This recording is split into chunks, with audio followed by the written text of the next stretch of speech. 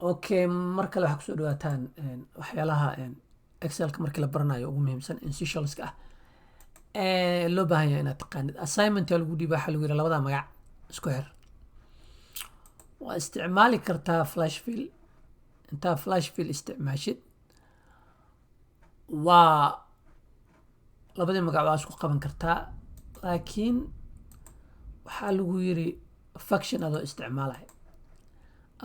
isticmaalaya labada magac marka ma samayn karnaa. Haa, waa samayn karnaa. waxaan leenahay equals, waxaan isticmaalaynaa function kale concat. ma fahanto ataa soo baxda soo ma concatenate ld waagi hore magaceedu ahaan jiray, hadda concat baa la yiraahdaa. ma garata. waxaan dooranayaa marka first name comaan leeyahay,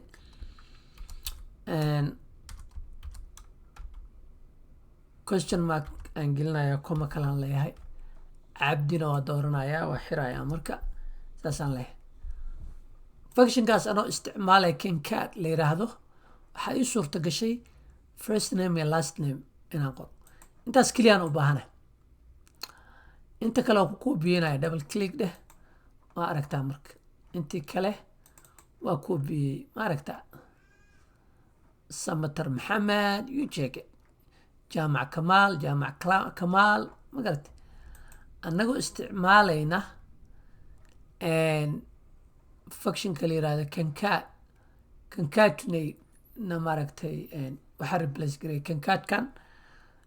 haddaa exceladii hore isticmaashid still waxaa laga yaabaa concatenate inay kugu jirto oo isticmaali kartid, saan oo kale oo isticmaali kartid. waxaana noo suurta gashay magaca koowaad iyo magaca laba first last name inaan maaragtay aan isku xirnay.